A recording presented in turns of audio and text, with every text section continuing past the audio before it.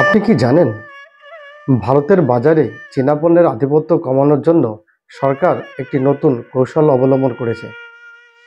এই পরিবর্তন শুধুমাত্র ব্যবসা বাণিজ্যের জন্যই নয়, বরং আমাদের দৈনন্দিন জীবনে গভীর প্রভাব ফেলবে। চিন্তা করুন, আপনার হাতে যে মোবাইল ফোনটি, সেটি যদি ভারতের তৈরি হয় তাহলে কি হবে? আপনার রান্নাঘরের বাসনপত্র যদি দেশীয় ব্র্যান্ডের তৈরি হয় তাহলে কি হবে? আর আপনার পছন্দের পোশাকগুলো যদি ভারতীয় ডিজাইনারদের দিয়ে তৈরি হয় তাহলে কি হবে? এই নতুন কৌশলটি শুধুমাত্র চীনা পণ্যের আমদানি কমাবে না, বরং দেশীয় শিল্পকে সমর্থন করবে, কর্মসংস্থানের সৃষ্টি করবে এবং অর্থনৈতিক উন্নয়নে নতুন দিগন্ত উন্মোচন করবে। কিন্তু প্রশ্ন হলো, এই পরিবর্তন বাস্তবে কিভাবে আসবে, কী কী পদক্ষেপ নেওয়া হচ্ছে এবং আমাদের কিভাবে প্রস্তুত হওয়া উচিত? আজকের ভিডিওতে আমরা জানব ভারতের এই নতুন কৌশল কিভাবে আমাদের জীবনে পরিবর্তন আনবে এবং কিভাবে আমরা এর সুফল ভোগ করতে পারি। তাই ভিডিওটি শেষ পর্যন্ত দেখুন, কারণ এই তথ্যগুলো সকলের জন্য অত্যন্ত গুরুত্বপূর্ণ। তো চলুন শুরু করা যাক আজকের ভিডিও। নমস্কার, আমি বিনয়, আমার ছোট্ট ইউটিউব চ্যানেল ইনফো সেন্টারে সবাইকে স্বাগত।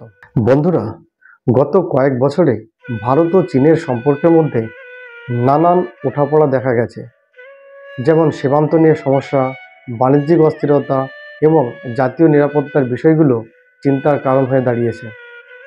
এই প্রেক্ষাপটে ভারত সরকার একটি নতুন কৌশল গ্রহণ করেছে, যার উদ্দেশ্য ছিল চীনা পণ্যের উপর নির্ভরতা কমানো এবং দেশীয় শিল্পকে সমর্থন করা। এই চীনা পণ্যের উপর নির্ভরতা কমানোর জন্য আমাদের আগে জানতে হবে যে চীন থেকে আমাদের বিশেষ করে কোন কোন জিনিসগুলো আমদানি করা হয়। চীন থেকে যে সমস্ত জিনিস আমদানি করা হয় তার মধ্যে মোস্ট যে প্রচলিত যে জিনিসগুলো, সেটা হচ্ছে মোবাইল ফোন, ইলেকট্রনিক্স জিনিসপত্র এবং বিভিন্ন ধরনের খেলনা। ভারতে ব্যবহৃত প্রতি 10টি ফোনের মধ্যে প্রায় 7টি চীনের brand. Xiaomi, Vivo, Oppo, Realme এই সব কোম্পানির ফোনগুলো বাজারের দামের দিক থেকে যেমন সাশ্রয়ী, তেমনি ফিচারের দিক থেকে অনেক আকর্ষণীয় হয় বহু গ্রাহক সেগুলো বেছে নিচ্ছেন। এর ফলে দেশীয় বা অন্য আন্তর্জাতিক ব্র্যান্ডগুলো বাজারে জায়গা করতে হিমশিম খাচ্ছে। 2024 সালের তৃতীয় কোয়ার্টারে অর্থাৎ থার্ড কোয়ার্টারে ভারতীয় স্মার্টফোনের বাজারে মোট 47.1 মিলিয়ন ইউনিট শিপমেন্ট হয়েছে, যার মধ্যে ভিভো 19% বাজারে শীর্ষস্থানে রয়েছে। এছাড়া শাওমি 17% নিয়ে দ্বিতীয় স্থানে এবং স্যামসাং 16% নিয়ে তৃতীয় স্থানে রয়েছে। ভারত চীন থেকে ব্যাপক পরিমাণে ইলেকট্রনিক্স পণ্য আমদানি করে, যেমন laptop, tablet, TV, headphone, power bank, charger, এই সবই ইলেকট্রনিক্সের পণ্য। বিশাল একটা অংশই চীন থেকে তৈরি। এগুলোর অনেকাংশ চীন থেকে আমদানি করা হয় এবং ভারতে শুধুমাত্র এটিকে অ্যাসেম্বল করা হয়। 2024-25 অর্থবর্ষে চীন থেকে ভারতে মোট আমদানি দাঁড়িয়েছে 113.5 মিলিয়ন, যার মধ্যে ইলেকট্রনিক্স, বৈদ্যুতিক ব্যাটারি ও সোলার সেলের আমদানি এককভাবে 25% বৃদ্ধি পেয়েছে।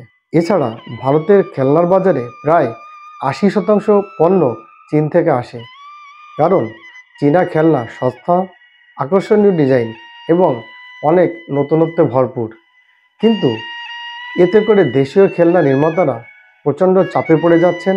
ভারতের খেলনা বাজারে চীনা পণ্যের আধিপত্য কমানোর জন্য সরকার কিছু পদক্ষেপ নিয়েছে। 2013 সালে চীন থেকে ভারতে খেলনা আমদানি ছিল 214 বিলিয়ন, যা 2024 সালে কমে 41.6 মিলিয়নে দাঁড়িয়েছে। তাছাড়া চীনের শেয়ার ভারতের খেলনা আমদানিতে 94% থেকে কমে 64% হয়েছে। বন্ধুরা, ভারত সরকার যে সমস্ত নতুন কৌশল অবলম্বন করেছে এই চীনা আধিপত্য কমানোর জন্য, সেগুলো দেখে নেওয়া যাক। এই কৌশলের মূল উদ্দেশ্য হলো দেশে উৎপাদন বৃদ্ধি করা, কর্মসংস্থান সৃষ্টি করা এবং চীনা পণ্যের উপর নির্ভরতা কমানো। সরকার বিভিন্ন পদক্ষেপ গ্রহণ করেছে, যেমন দেশীয় ব্র্যান্ডের পণ্যকে উৎসাহিত করা, আমদানির উপর শুল্ক বাড়ানো এবং দেশীয় শিল্পকে সমর্থন করা। বন্ধুরা, এই অধিক পরিমাণে চীনা পণ্য ব্যবহার করার ফলে বিভিন্ন সমস্যা আছে, বিভিন্ন সমস্যার দিকগুলো আছে, যেমন এই চীনা পণ্যের উপর অতিরিক্ত নির্ভরতা ভারতের অর্থনীতিকে একদিকে যেমন দুর্বল করে দেয়, অন্যদিকে জাতীয় নিরাপত্তা এবং ডেটা গোপনীয়তা নিয়েও আশঙ্কা সৃষ্টি করে। তাছাড়া এতে দেশীয় শিল্প ও স্টার্টআপগুলো বিকাশের সুযোগ হারায়। বন্ধুরা, এক্ষেত্রে আমাদের কিন্তু অনেক ভূমিকা আছে, আমাদের সিটিজেনদের অনেক করণীয় আছে। যেমন আমাদেরও এই পরিবর্তনের অংশগ্রহণ করা উচিত। দেশীয় পণ্য ব্যবহার করে আমরা দেশীয় শিল্পকে সমর্থন করতে পারি। এছাড়া দেশীয় পণ্য সম্পর্কে সচেতনতা বৃদ্ধি করা এবং অন্যদের উৎসাহিত করা, তাকে এই বিদেশি পণ্য ব্যবহার না করে, বিশেষ করে চীনা পণ্য ব্যবহার না করে ভারতীয় পণ্য ব্যবহারে উৎসাহিত করা। বন্ধুরা, ভারতের নতুন কৌশল দেশের অর্থনৈতিক উন্নয়নের গুরুত্বপূর্ণ ভূমিকা রাখবে। আমাদের সবাইকে এই পরিবর্তনে অংশগ্রহণ করতে হবে এবং দেশীয় শিল্পকে সমর্থন করতে হবে। ভিডিওটি যদি আপনাদের ভালো লেগে থাকে তাহলে লাইক, শেয়ার এবং সাবস্ক্রাইব করতে ভুলবেন না। এছাড়া নিচের কমেন্ট করে জানান আপনি কিভাবে এই পরিবর্তনে অংশগ্রহণ করবেন। আপনার মতামত আমার জন্য অত্যন্ত গুরুত্বপূর্ণ। তো বন্ধুরা, আজ এই পর্যন্ত। সবাই ভালো থাকুন, সুস্থ থাকুন। দেখা হবে আবার পরের কোনো গুরুত্বপূর্ণ ভিডিওতে কোনো নতুন তথ্য নিয়ে। ততক্ষণের জন্য সবাই ভালো থাকুন। Thank you.